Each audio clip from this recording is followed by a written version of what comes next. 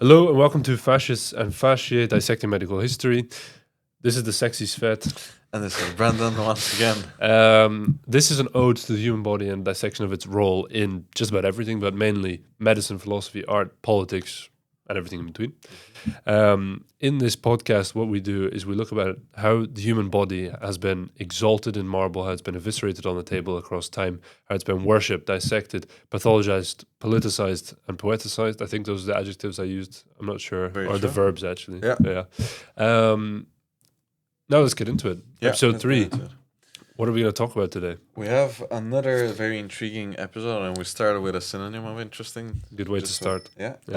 And this time it's going to be a combination of what we've already talked about in a way, but also in a completely different direction. So now... What does that even mean? Well, when I was saying it, I was also thinking about it, but actually, let me just be more precise with it. So we're going to talk about the origin of one of the medical specialties this time. So it's going to be orthopedics. For someone's delight, and we're gonna use it. So then we go into a more philosophical path with what does deformity mean? Right. I think a good way to start is let's kind of talk about an example here. So say a child is born with a big curve in their spine. Yeah. We could straighten it. In many cases, we do decide to straighten it if it's deemed medically necessary, but it's not always medically necessary from a compromise of function perspective, but more from an aesthetic perception and our idea in culture of what it should be. Yeah. So what exactly are we fixing by performing this kind of surgery? That's a big question that we're going to talk about today. Now, who decides what is correct? Who decides what should or shouldn't be corrected? And I think a kind of core philosophical quote to think about here is from Marcus Aurelius, who says that nothing is evil which is according to nature. And of course, any human is according to nature. Every human is made however they were supposed to be made, and that's that. There's no such thing as evil or abnormal bodies or deformities in a very pure philosophical sense. No. But then again, people were trying to define what normal is, and for a long time. We're going to get through the podcast, we're going to give some examples of who these people were and what were the societies that were trying to implement what normal is. But now, in line with what Marcus Aurelius was saying, as you said, and also the example of the child that might have a slightly deformed our standard spine but still could function properly, we have another French philosopher, but also a physician as well, that had a say in this. And this was Georges Conguien. I needed some time to actually pronounce that right, because again, he's French. So he was... Takes time to pronounce French. Very much so. But again, so he was a philosopher and a physician in the 19th century, and basically he was very much distant from all of his other peers in a way in his philosophy, because while everyone else was strictly defining what normal is, but they were more or less combining it with what is frequent. So for them, what is normal is what is statistically frequent. So someone with a spine deformity would be then abnormal by definition because it's not something you see so often. While on the other hand, what Conguien meant when he said that something is normal, he was like, well, no, because what is frequent is not per se what is good or normal. And what is normal is, I'm going to use a quote here, so we don't have any room for interpretation. He said, a living being is normal in any given environment insofar as it is the morphological and functional solution found by life as a response to the demands of the environment. So let's just quickly link it to the example that you gave, and then we go further. Yeah. So in that sense, we have a kid with a slight deformity who could still function properly. You know, they could breathe, they could do sports, and etc. So for Conguien, that would be still a normal kid, while for the majority of his peers and the people at the time, that would be considered something that needs correction. Right, because what he argues is at a societal level, normal is normative. Yes. You know, and I think that's a very cool point. Yeah. But let's talk about, because we mentioned a brief example of how this has been done in the past, but let's talk about how it came to be that in the first place. Let's talk about the real origins of orthopedics. Yeah. So you mentioned something to me a while back that I'd never heard of in my entire life, my entire many long years. Edwin Smith's papyrus. Edwin Smith's papyrus. I think you'd very happily talk about that right now. Very happily. I'm already jiggling just by thinking about it. I didn't use that. But the Edwin Smith papyrus. So that is considered to be, and there might be people in the comments that would say something else. The few people that were there. But the Edwin Smith papyrus is considered to be one of the oldest surgical texts ever. So it has been dated to 1,700 years BCE, but because of the type of wording and symbols that were used, they dated back even further. They dated back to somewhere around 3,000 years before Christ. So by this dating, it could be considered more or less even the oldest surgical writing ever. It's called the Edwin Smith papyrus because it was bought by the guy by the name of Edwin Smith. So it really has nothing to do with this guy. Nothing to do with that guy because if you think about ancient Egypt, Edwin Smith wasn't the commonest of names then. Yeah, so if I buy the Mona Lisa, then they would call it Brandon's Lisa. I think that's immediately where my mind went to. But sure, we'll take it then. But what is in this scroll? What is in this scroll? So as I said, so the guy bought it and the guy tried to translate it as well. So he didn't give up, but he couldn't because at the time, the models. There was no Google Translate. There was no Google Translate. There was no DeepL. There was no Rosetta Stone actually at that time as well. Right. So he tried, he failed, but what it was basically it was a description of 48 cases, the majority of which we could associate with what now would be modern orthopedics or traumatology, so fractures, which is also logical if you think about the time, right? I also read that the scroll is 4.6 meters long, which is very coincidental because that's the exact length of the average recurrent laryngeal nerve in giraffes.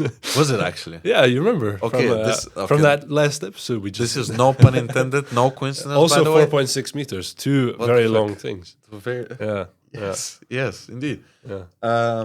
And so it put forward a couple of ideas that were revolutionary for the time and for now. So first, it's considered one of the first medical texts to be put in a systematic order. So, you had the proper description of what the case was, how you would say that that's what it's happening, so diagnosis in a way, and how you would treat it. Yeah. And the funny thing, which we also briefly mentioned, is that it introduced all of these descriptions, finalized them basically under 3 different sections. So the first one was, this is a condition I can heal, this is a condition I will fight with, and this is a condition that cannot be healed. So the earliest instance of triaging, essentially. Literally, yes. But then also, it's also cool to think about, right? Because, we'll talk about Hippocrates, we'll talk about him briefly afterwards. But, this stuff is from before his time by 1,000 years or so, right? Yeah, if you think about it, it's crazy. Yeah, like the father of medicine, this is from 1,000 years before he even existed. And it's so revolutionary that, as we mentioned, this is,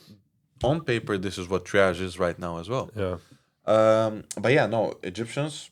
Again, amazing guys. And what they also put forward with this paper was something else. Contrary to the popular concept of what disease was at the time, which was, there was still room for some magic in that regard, which, there are different interpretations. So some people would say that in this papyrus, you could still find some traces that some diseases might be caused by magic still, but the majority of it, which is also revolutionary, was very much science-based, what we would call science right now. So it was really, this is what I see, this is how we can fix it, this is what happened. Have you ever read about Ebers papyrus? It's another papyrus. Look, I can't. So no, it's full of different medical remedies and stuff like this. It also, that's the thing, I guess it made me think about it when you mentioned it, because you said it has this kind of influence of magic and the mystical. So does Ebers papyrus quite a lot. And there are these recipes that include frogs and these kind of things that you mush up together for whatever. Was that also ancient Egypt? Also ancient Egypt, and it's the first. It's the first actual mention of medical marijuana, for example. Beyond other things. There are many things. It's like, I don't remember how many things, but a lot. Probably longer than 4.6 meters, this one. But This could be a topic then for. It's a good one for something in the future reference. Yeah. But let's move on from that. Yes. Let's talk about some more stuff that happened in Egypt, because they did some other crazy stuff, even more orthopedic related stuff. Exactly. So and the next thing is actually the story of it is more interesting than actually what happened in Egypt at the time. I would say so too. Yeah. Right? Because as we talked about it shortly before we started recording this. So how did they find this? So they found this through a catalog. And what did they find? Well, a Christmas catalog. Let's make it even more fun. Yeah. The title of which was, help me out here. The Neiman Marcus Christmas catalog or something. So his and her gifts for people who have everything. Yeah. Imagine. So for the listeners, you're gonna understand why this is so spectacular and why it was so funny to us. Because it's it's Christmas and you don't know what to get for your partner, so you think I'm gonna get them a sarcophagus. A sarcophagus that is I can't even find, but obviously thousands and thousands of years old. Yeah. And even the people that were moving these sarcophagi, they realized that there was a mummy in there just because they heard something moving. So this could have been crazy. It wasn't ignored. even known beforehand. Exactly. Yeah. Then they opened it. Yeah. And what they saw, so it was Egyptian names that I'm not even going to try and pronounce, but you can find the story online. But in any case, the guy who was in the coffin, he wasn't actually the guy whose name was on the coffin, so it was probably something else. Yeah. For a topic that you also mentioned would be interesting, the scavengers, the grave robbers. Grave robbers, another episode sometime. So something like this apparently happened there, probably. That's what they think. Yeah. But what did the guy have in any case? So on his left, in his left leg, he had a pin, had a nail connecting the femur and the tibia, which a lot of people would say, the orthopedic surgeons that looked at it as well, would call it probably the first intermedullary nailing ever, which happened probably post-mortem. So for all of you that started thinking about, okay, did they actually connect these two bones in a guy who was alive? Well, they weren't that torturous at the time, but this probably happened post-mortem. But there's an interesting twist to the story because, as you said, orthopedics, it's all about movement, but this... Yeah, I mean, it's a good way of getting back to one of our favorite topics, death. Yeah. What happens after death? And ancient Egypt is a great, such a great example to talk about. One that we didn't talk about in the first episode, but I mean, there are so many things we didn't talk about. But ancient Egypt, I mean, of course, they believe in reincarnation. They believe in reincarnation. I mean, we did mention very briefly, actually. Yeah. But they believe in reincarnation of the body as it is, in a certain sense. Mm-hmm. So in this case, this medullary nail was placed, and the idea being that after death, this person is functional, even though in life they weren't. And this was done after death. Yeah. It's not like this was done right before they died so they could have a bit of, a bit less pain or a bit of it would have been very painful without anesthetics. But yeah, first. But they did this after death so that this person could walk well, theoretically, in the afterlife. Mm-hmm. So it's a really cool little fun fact. Cool, and also, I mean, beautiful, because, orthopedics and traumatology, these are, I think you would say as well, these are considered pretty violent specialties in a way, and they have always been improved, as some other medical specialties anyways, but they have always been improved with organized violence in a way, right? Like wars, fights between people. That's when these achievements happen.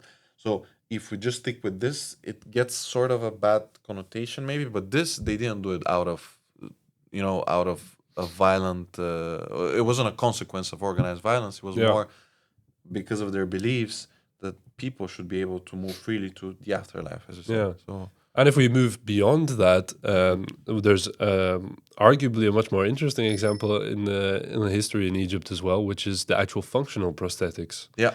Yeah. So this famous Cairo toe, and there's even a great article about it where they actually tested, they recreated the prosthetic and they checked it on a bunch of volunteers, and they saw. There's actually published research. They saw that this Cairo toe prosthetic that was made, I don't know when or by who or whatever, but it was made a long time ago. And they saw that this prosthetic was actually functional and that it improved people's gaits. So we know that there was this functional prosthetic big toe in ancient Egypt. Yeah. Crazy stuff. And it's, we say these things just like that, but again, people should keep in mind what the context was. This was Egypt. This was, as we said, 1,000 years before Hippocrates, someone that we already, think of as so distant. Yeah. And these were all of these things that some of them are basically done today as well. Yeah. It's just yeah. But this was a nice sidetrack. So this is kind of very briefly a couple of big events that happened right at the beginning of the history of orthopedics. Yeah. Since then, of course, there's been so much, and this isn't a history of orthopedics episode. No. But just to give you a bit of context and background. But now let's talk about the concept behind orthopedics as a practice. What is orthopedics? What is orthopedics really at its core? Now, orthopedics etymologically it comes from two different words, ortho and pedia. So it comes from straightening children is what it really means, which sounds very strange. Sounds a bit dodgy. Yeah. And this concept was coined by Nicolas Andry, if we say it in a very English way instead of a French way. And this guy, he first talked about orthopedics in that context as correcting deformities in that way. Yeah.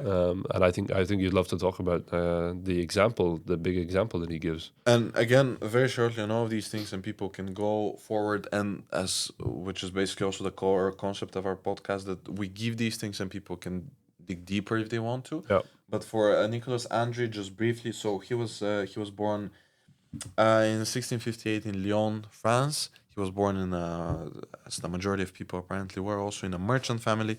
And his brothers did go and study theology, actually, so they became eventually priests. He also started studying theology, and I'm only saying this because it's going to be kind of useful to understand the context of what he does afterwards.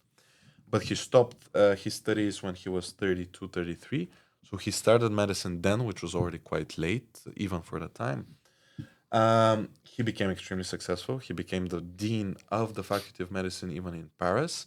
But to a lot of his colleagues, he was described as someone who was very, let's use the simple word, annoying to work with. So he was very envious, very jealous, especially of the beer surgeons at the time. The barber surgeons at the time. I'm hoping this could be cut. But anyways, the barber I'm not going to cut that. The beer surgeons is good. I like that. But barber surgeons at the time, as you know, there was the concept that being a barber, it's a question of skill. So some of the surgical stuff that now would be done by surgeons were done by barbers. Just like a little side note. Yeah. But he didn't like them at all. And he made that very public. And interestingly enough, the first medical text that he published wasn't orthopedics. It wasn't about orthopedics. It was about parasitology. And he's also coined as the father of parasitology. So he described all of these parasites and worms. But again, because of his character in a way, and of what he wrote in that first book, which was that he compared sperm cells to worms, a lot of people at the time made fun of that. And French people immediately also... I would make fun of him too. Everyone, I think. And French people definitely would make fun of him. They didn't let that go, especially given what type of person he was. So they immediately went and they drew a bunch of caricatures of him. Actually, the last remaining original representation of him that's from that time is a caricature of him as someone that's he has all of these parasites that he was describing on him. Yeah. And he was 82. 83, so a year before his death, that he actually published the book on orthopedics that you referred to. Yeah. That wasn't meant for surgeons at all. It was meant for parents. Yeah. And as we're going to go now a bit more into the philosophy, this kind of didn't spawn out of a vacuum at the time. So it was proper for the context of that time. So if we look at England in the 18th century as well and so. But there was always this idea that you had to kind of enforce normalcy. So he tried to do that with the book. And he ended with probably one of the more famous things out of it, which is the symbol. Yeah. The tree. The tree. Yeah. Used by the majority of orthopedic associations around the world. Even the Dutch one has it.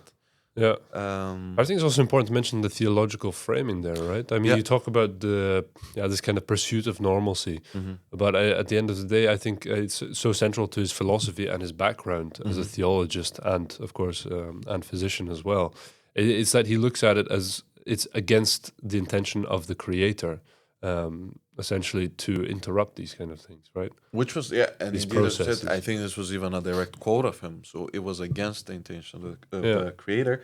And this is a nice transition because, as you say this, in that book for the orthopedics as well, he went a bit further and he said, and this is the basic principle of orthopedics. Mm. So originally, if we just took the book as, if we just take the book as the, let's say, the Bible of the specialty, which not per se is, That's a good one, though. Yeah.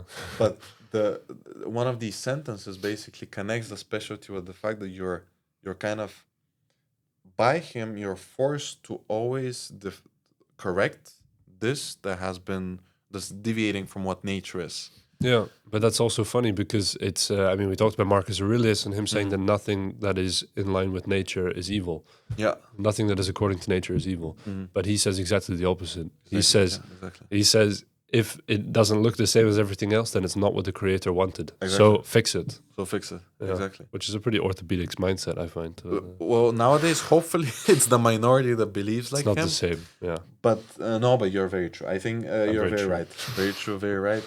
Yeah.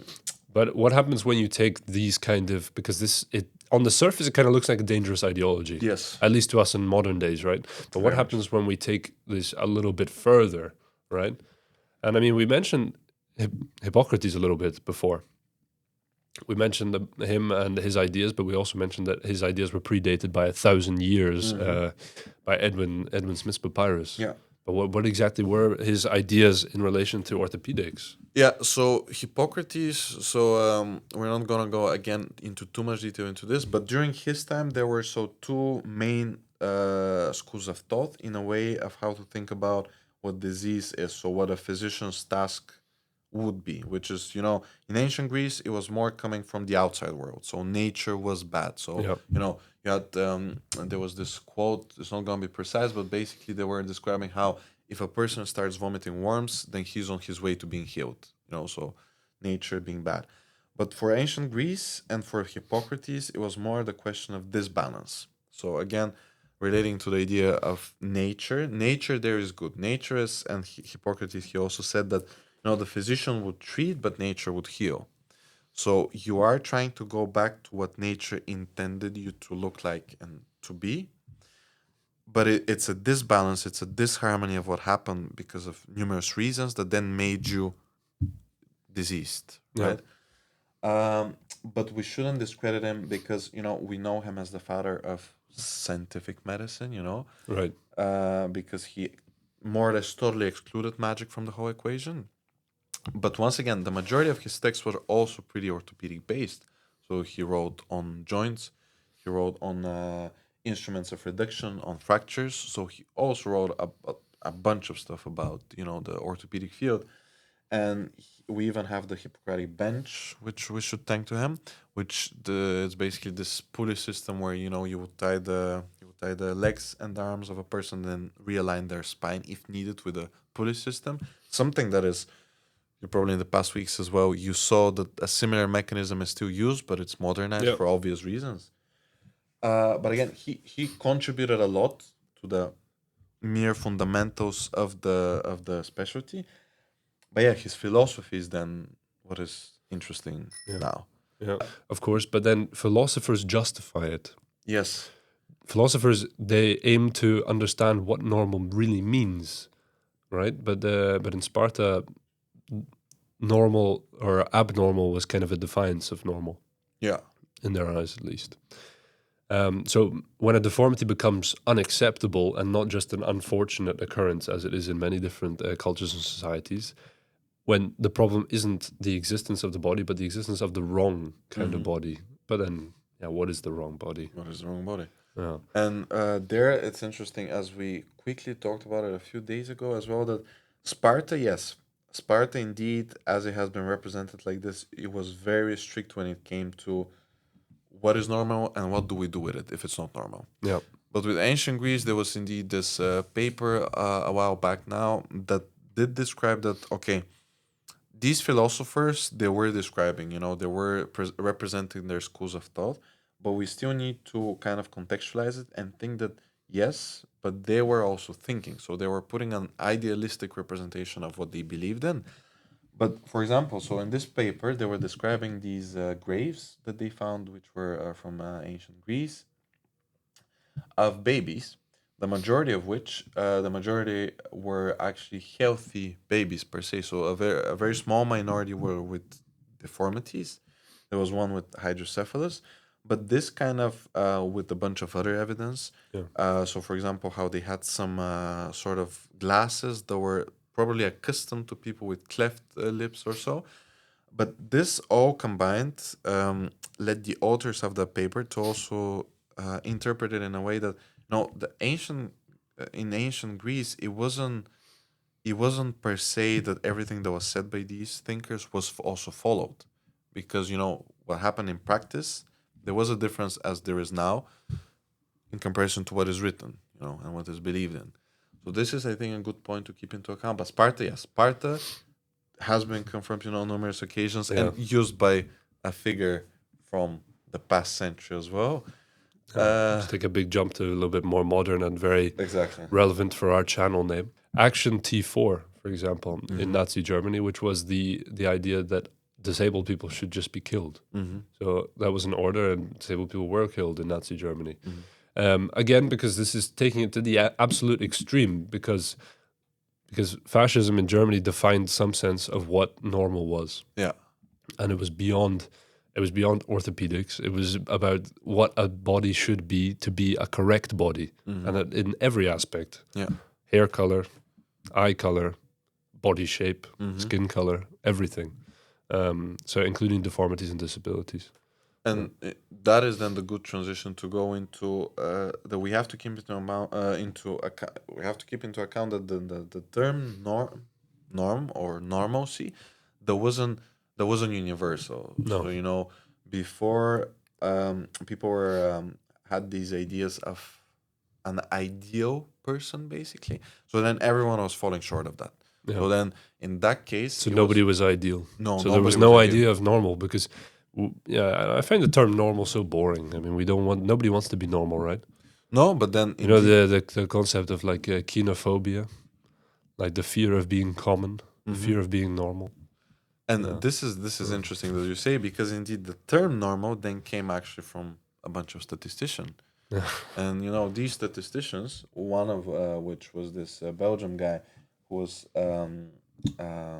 Cotelet. Hopefully, I'm butchering it at least not that much. He's Belgian, not French. He's Belgian, so not French. Okay, so that's it should be fine. good.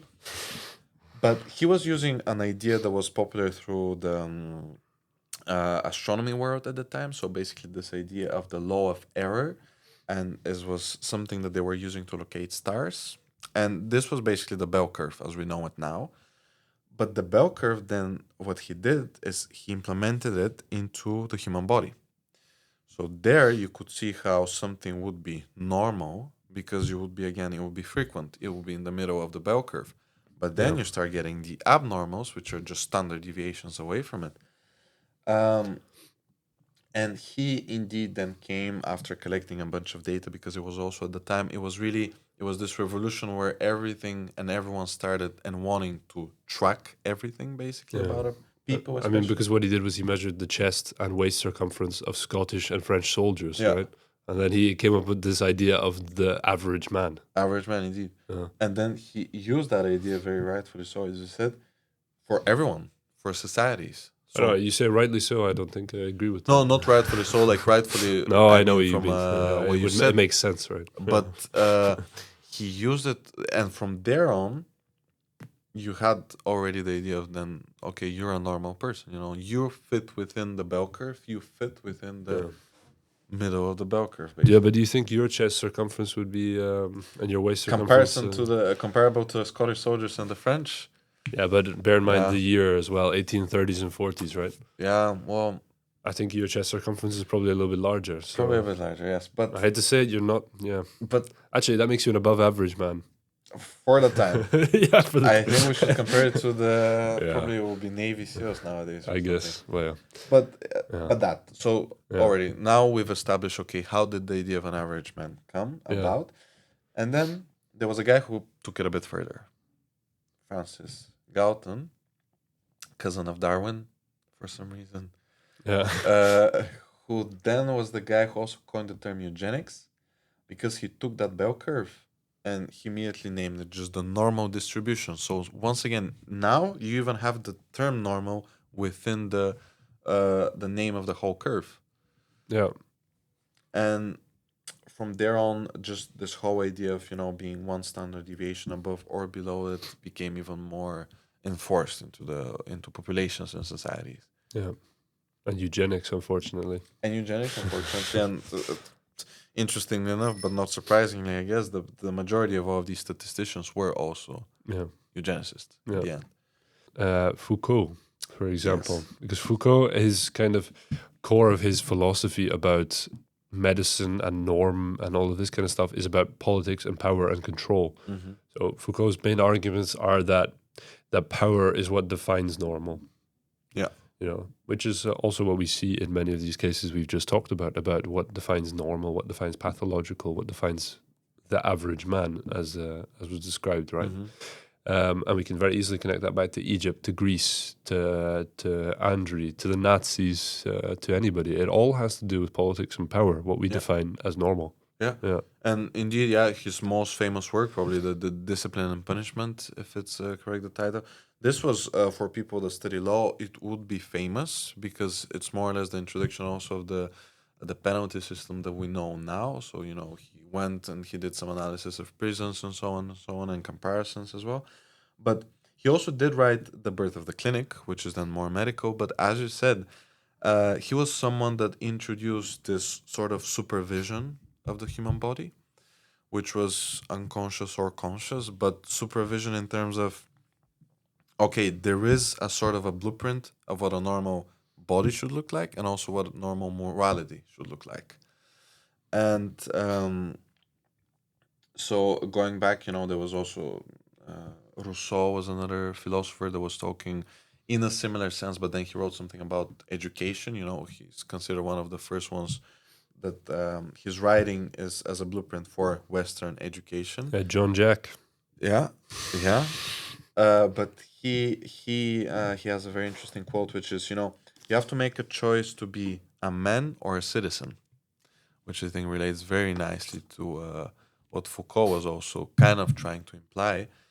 But his relationship with Andry is also interesting because he used the emblem of the curved tree, which is, by the way, a curvature of a tibia. A lot of people think it's scoliosis, but it's apparently curvature of the tibia, so the lower bone of the leg. Which is strange because why would it be that curved? Exactly. Well, it was apparently in the section where he was talking about the curvature of the tibias, but I don't know if you've ever seen a tibia that's that curved, though. never. I hope I never see one as well. But for the sake of Andry, I guess. Maybe he did. But the emblem then was used at the end of Discipline and Punishment. Yeah. So he used what Andrew was describing when it comes to, once again, putting children into a specific onto a specific path, of what their body should be, and Foucault took it a step further, which is okay, but this could be a representation of morality. Right. You have a stake, which is basically tied to the curved tree, and obviously we're gonna put a picture somewhere there of the emblem. Yeah. But a lot of interesting things about the picture. So one, who's putting the stake? Well, now we know, given the context that we're talking about. But also, again, we're talking about being normal, what is normal, and all of these people thinking about the fact that society kind of unnaturally tries to put you into the box of being normal. But it's funny and a bit paradoxical when you look at the emblem, because you have a stake which was then put by a person to put back, to correct an unnatural, unphysical way to correct nature. But So I mean, it's like Foucault's idea of biopower, yeah, right? And this idea of like that the state and the medicine is just controlling the population through public health and through screening and all of this stuff, and then also these ideas of counter biopower, which is essentially just the parts of medicine that Foucault likes. Yeah.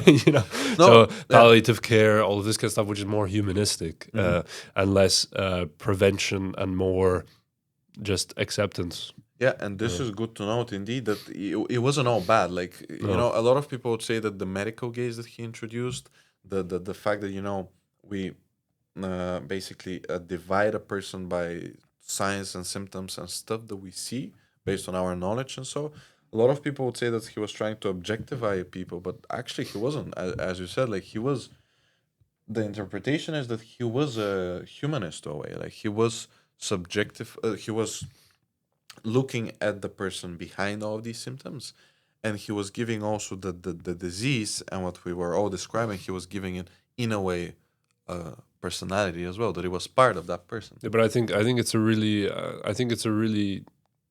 a nice way to look at it, right? Because it's taking medicine, it's dissecting a little bit, and it's taking a step back from the way that we look at patients. I mean, that is, patients are often seen as lists of numbers, statistics, and diseases and body parts, and it's all fragmented. Yeah. But the kind of argument behind this idea of the medical gaze and biopower or counter biopower, all this stuff, is seeing it as a whole and putting it all back together and trying not to just view a person as inhumane things. Exactly. Which is what we do. No, exactly. Yeah. And this is a very nice. I think it's a nice closure in a way, and then the counter argument would then be that you have this emblem that is used by all of these associations, orthopedic associations around the world. Basically, that you're trying to bring something that was natural through an unnatural way back to what you believe nature is. Yeah. Which was a very funny and I. What do we ironic, believe nature is? But what do we believe nature is? Yeah. So it's good to know that we have two, contradicting parts or opposite parts of that argument. Right. And I think, we take it from a philosophical perspective. The argument here is that every act of medical correction, whatever correction might mean in this case, it carries within it some kind of judgment about what the body should be, about what nature intended for the body to be. Yeah. And that's so strange to think about. That is really what we're doing when we do, when we're correcting these kind of deviations. Exactly. When they're not causing big problems, of course. That's a different story entirely. But that judgment is shaped by however many aspects you can think of. I mean, theology in a lot of cases, of course, like when we mentioned with Andry himself, it's also a big role there. But also just it's deeply rooted in our own philosophies in life about what we think should be done to a human body and what we think the human body should be. Yeah. I think that was a very nice conclusion of what we're discussing so far. I think we should stop right now. I think we should stop as well. I think we've given a lot of places and paths that people can take if they liked what they heard for the past, 40, 30? I don't know. Something minutes. And we stop. Yeah. Okay. Okay, bye. Bye. Bye.